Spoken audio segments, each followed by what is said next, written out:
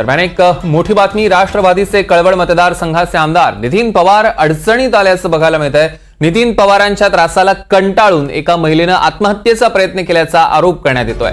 काँग्रेस पदाधिकारी शीतल महाजन यांनी विषारी औषध घेत आत्महत्येचा प्रयत्न केला।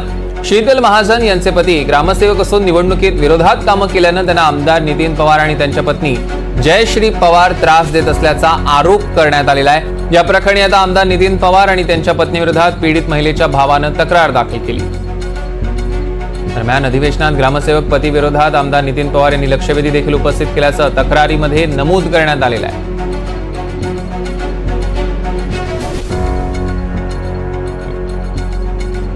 प्रांजल कुलकर्णी आपले प्रतिनिधी आपल्या सोबत जोडले गेले। प्रांजल, काय अपडेट्स? सौरभ, नाशिकच्या कळवण तालुक्यामध्ये शीतल महाजन या काँग्रेसच्या पदाधिकारी आहेत आणि त्यांनी विषारी औषध सेवन करत आत्महत्येचा प्रयत्न हा केलेला होता।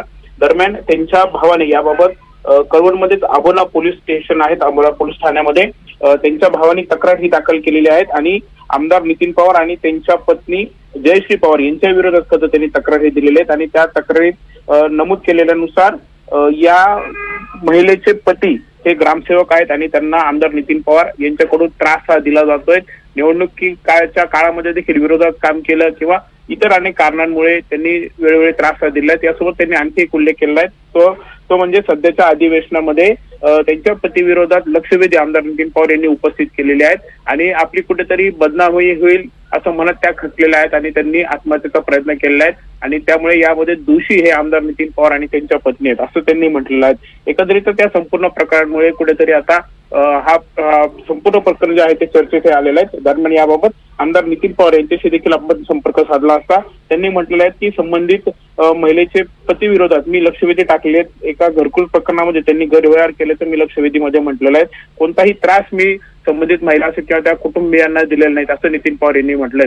त्यामुळे एकंदरीतच आता या तक्रारीनुसार पोलीस देखील पुढचा तपास करतायत। मात्र एकंदरीतच आपण बघितलं तर सध्या राष्ट्रवादी अजित पवार गटाचे धनंजय मुंडे असतील, माणिकराव कोकाटे असतील, यांच्यानंतर आमदार नितीन पवार हे नाव देखील आता कुठेतरी चर्चेत येत आहे। निश्चितच प्रांजल, मला याच मुद्द्याकडे तुम्हाला आणायचं होतं की अशा पद्धतीनं आता ह्यांच्यावर ज्या पद्धतीनं आरोप होत आहेत, पुन्हा एकदा अजित पवारांचा आणखी एक आमदार अडचणीत येतोय असं वाटतंय?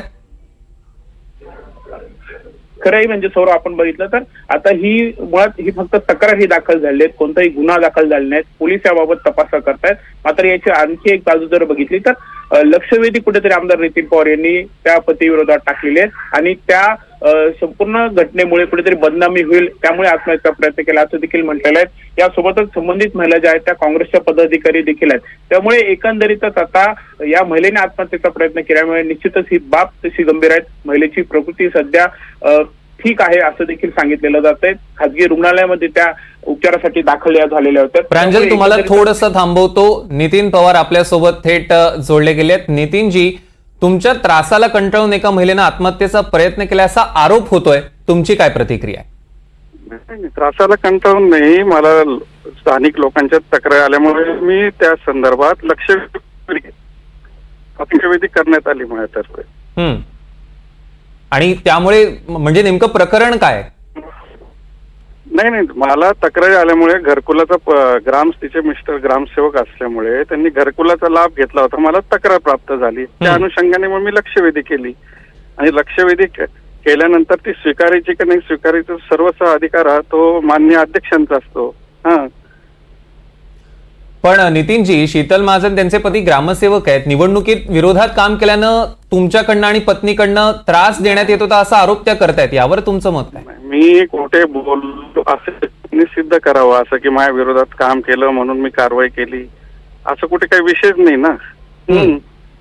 पण म्हणजे पीडित महिलेच्या भावानं तशी तक्रार दाखल केली नाही, तक्रार दाखल केली आहे तर त्याची शहानिशा पोलीस विभागाने करावी। आणि राजकारण 8 दिवसात राहतं असं कुठलाच विषय नाही। ते माझ्या मतदारसंघातलेच राहणारे आणि माझ्या गावाच्या शेजारीच राहतात। ते दोघांचं गाव माझ्या गावाच्या शेजारीच आहे। असं आहे। पण नितीनजी, हे फक्त आरोप प्रत्यारोप नाहीये, त्यांनी थेट आत्महत्येचा प्रयत्न केलेला आहे, हे गंभीर नाहीये का करताय मला माहित नाही। त्यांनी उलट समजून घेतलं पाहिजे। आता लक्षवेधी प्रत्येकाच्या येत राहतं, आपल्यालाही माहिती आहे। तर लक्षवेधी केल्यावर त्यात शहानिशा होईल ना, एवढं घाबरण्यासारखं काय आहे? पण त्यांनी तुमच्याशी काही थेट संपर्क करण्याचा प्रयत्न केलेला आहे, या विषयावर तुमच्याशी काही चर्चा झालेली त्यांची? नाही नाही नाही मला मी कोणाशीच चर्चा नाही झाली. आणि लोकवेदीमधून लक्षवेधी म्हणा किंवा एखादा प्रश्न विचारणं हे काही चुकीचं नाही ना. पण नितीनजी, लक्षवेधीमध्ये नेमकं काय काय, म्हणजे नेमकं संपूर्ण प्रकरण काय? नाही ते काय बरंच आहे त्याच्यात. घरकुलाचा लाभ घेतलाय, बाकीच्या ज्या हे राहतात खरी त्या संदर्भात नेमका म्हणजे कोणी घरकुलाचा लाभ घेतला ह्यामध्ये? हा ते ग्रामसेवकांच्या त्या मिसेस आहेत ना, ज्यांनी आता त्यांच्याबद्दल आपण बोलले त्यांनी. जयश्री पवार? नाही जयश्री पवार नाही, महाजन. अच्छा, जयश्री पवार नाही. ओके. मग त्यांनी घरकुलाचा लाभ घेतलाय असं तुमचं म्हणणं, आणि त्या विरोधातली लक्षवेधी घेतला आणि त्याचं त्यांनी नंतर पैसे भरलेत. असं लाभ घेता येत नाही ना ग्रामसेवकाला. निश्चितच नितीनजी, ह्या प्रकरणावर आपलं लक्ष असेल. दरम्यान धन्यवाद, आपण NDTV मराठीशी सविस्तर चर्चा केली त्याबद्दल. दरम्यान आपण बघतोय की या सगळ्या प्रकरणामुळे अजितदादांचा अजून एक आमदार अडचणीत येण्याची शक्यता आहे. आमदाराच्या त्रासाला कंटाळून आत्महत्येचा प्रयत्न केल्याचा आरोप होतोय. कळवण मतदारसंघातली आपण ही घटना बघतोय, महिलेचा आत्महत्येचा प्रयत्न. त्यामुळे अजित पवारांचा आणखी एक आमदार अडचणीत येण्याची शक्यता आहे.